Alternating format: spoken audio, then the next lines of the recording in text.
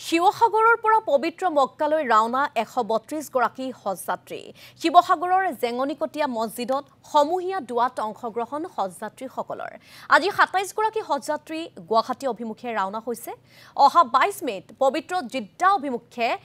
ৰাওনা হ'ব হজযাত্ৰীসকল দেশ আৰু ৰাজ্যৰ শান্তি সম্প্ৰীতি তথা উন্নয়নৰ বাবে পবিত্ৰ মক্কাত দুৱা কৰিব হজযাত্ৰীসকলে জেঙনিকটীয়া অঞ্চলৰ পৰা ২৭ গৰাকীকৈ আল্লাহৰ মেহমান হজযাত্ৰী গুৱাহাটীলৈ যাব আৰু অহা ২২ তাৰিখে গুৱাহাটীৰ পৰা জিদ্দামুখী হ'ব আৰু আজি গোটেই শিৱসাগৰৰ পৰা ১৪২ গৰাকী হজযাত্ৰী ইতিমধ্যে আমি আজি তাৰিখতে সম্পূৰ্ণ হিচাপে বিদায় দিয়া হৈছে আমি আশা ৰাখিছোঁ যে সকলো হজীসকলৰ হজ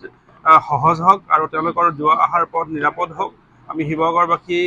ফালৰ পৰা আজি জেঙনিকটীয়া সন্মানীয় মছজিদত সকলো ২৭ গৰাকী হাজীসকলক লৈ বিভিন্ন ঠাইৰ পৰা অহা বা ইয়াৰে অঞ্চলৰ তেখেতসকলে আনুষ্ঠানিক